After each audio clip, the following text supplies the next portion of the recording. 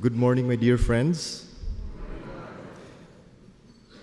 To begin our reflection this Sunday's liturgy, we take note that in our gospel, the beginning of the gospel passage that we have today, it says that Jesus was with the great crowds and he was turning to them and teaching them, preaching to them.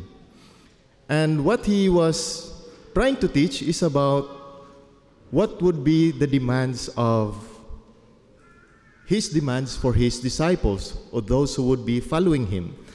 I would like us to make this clear distinction at this very moment that Jesus was speaking actually to two audiences.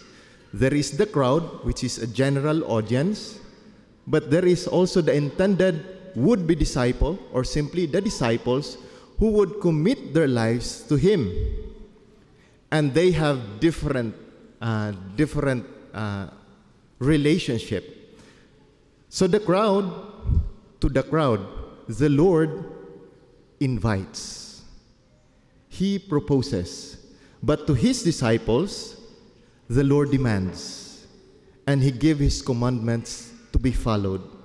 The former is an invitation, but to the latter is an obligation. Now, when we have this distinction, my dear friends, it is important to see that the crowd is somehow outside the inner circle of Christ, while the disciples is within. So inside, there is the outside, the crowd, and there is the inside, who are the disciples. I would like to share this one to you, my dear friends. In my place, where I come from, in the Philippines, I'm not so sure if this one is true to all the Filipino culture and tradition. But at least in my area, I'm coming from Mindanao, down south.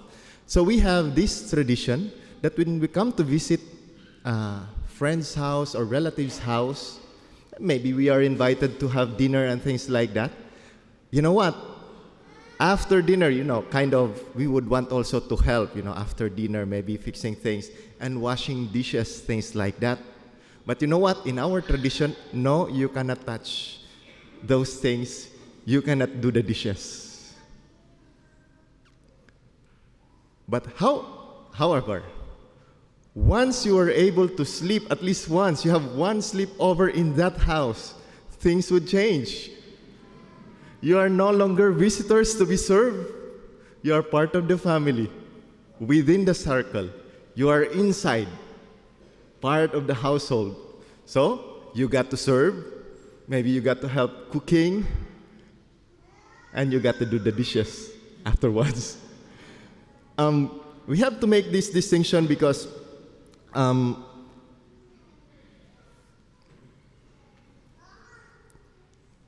for the crowds who are the outsider, the Lord simply openly just propose. But to the ones who are inside, there is a demand. There is an obligation. Now hear this in our gospel of today.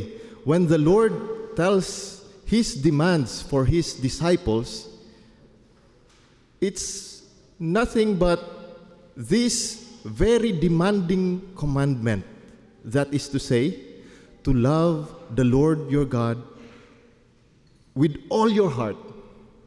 Nothing comes first with God. And the other commandment sounds like it, to love our brothers and sisters as ourselves. Now that is the demand of discipleship. So we put God first. You see, in our gospel reading that we have today, we might miss it, but Jesus, to emphasize this first, he has to say that anyone who wants to come after me, but without hating his father and mother, we got shocked, right? Why is Jesus commanding us to hate our father and mother? But we have to understand that this kind of expression is, they call it in biblical scholarship as Hebraism, meaning it's a way the Hebrew language would express to emphasize a point. You have to have only two choices.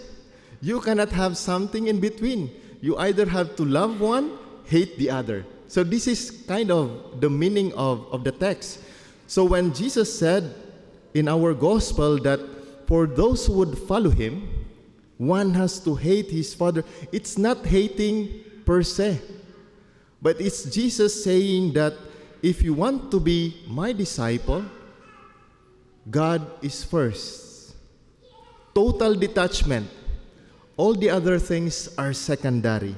Now, when we continue this teaching and commandments of Jesus, he not only says that we have to prioritize God, because the succeeding indication would imply to us that Jesus also would command us to love our brothers and sisters just as we love ourselves. You have to take up your cross and follow me. Follow Christ. And what is Christ all about in his public ministry? He went about doing good, serving the needy brothers and sisters. Now that, my dear friends, is the challenge for us, disciples of Christ. We who are the insiders. And it is not an invitation for us, it is a demand, it is our obligation to prioritize God and to love our neighbor as ourselves. Now, my dear friends, we are here in the church. We ask ourselves, are we part of the household of God? Are we insiders? Are we insiders? Or are we outside? Or are we insiders? You know what? In the Philippines, and also in Papua New Guinea, where I was coming from, where I was previously assigned, it is kind of common. I'm not really sure here. It is very common that in churches, there are those really are seated, coming inside the church, worshiping God with the community. But there are also others who are standing outside while attending Mass, but just outside. Not necessarily like the church is full, but for one reason or another, they just simply want to stay outside. And there is a joke about it, and we used to call them outstanding Christians. Right? Then, otherwise there are some people are attending Mass outside. It's just a joke. I'm just kidding. So we have to ask ourselves, we who are here, we are insiders, we ask ourselves, where is our place in God's house? Are we insider or outsider? I'm not simply referring to a location, to where we are seated, the place where we are right now. No, I'm not simply referring to that, but more importantly, at the heart of the church, are we really finding ourselves members of the family of God, the household of God? Or are we simply visitors? Or are we being simply served? Or are we the ones serving, doing the dishes? My dear brothers and sisters, our first reading says, at the very beginning of our first reading, says, who has known the mind of the Lord? Who has known the mind of the Lord? Those who are within his circle knows, because he has revealed his intention, his commandments. He revealed it to us. We know what the Lord demands from us. And so, we are challenged today as insiders, part of the household of God, to really prioritize him in our life. And furthermore, our second reading, the letter of St. Paul to Philemon, we hear him speak about Onesimus. St. Paul is returning this man, his son, he would call, to his previous master, Philemon.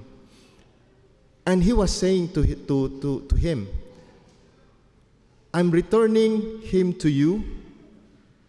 Receive him as a brother. Look at that. You see the thread of our liturgy today, the readings that we have from the gospel, the first and second reading, all tied up to this demand.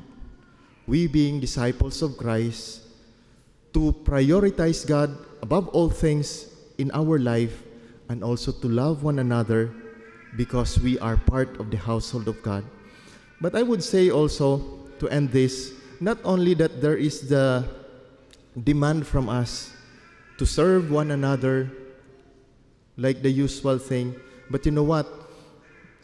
When time comes, it may even demand from us to bear each other's cross, to help one another. Not only the commandment of Christ saying, carry your own cross, but even to carry others' crosses.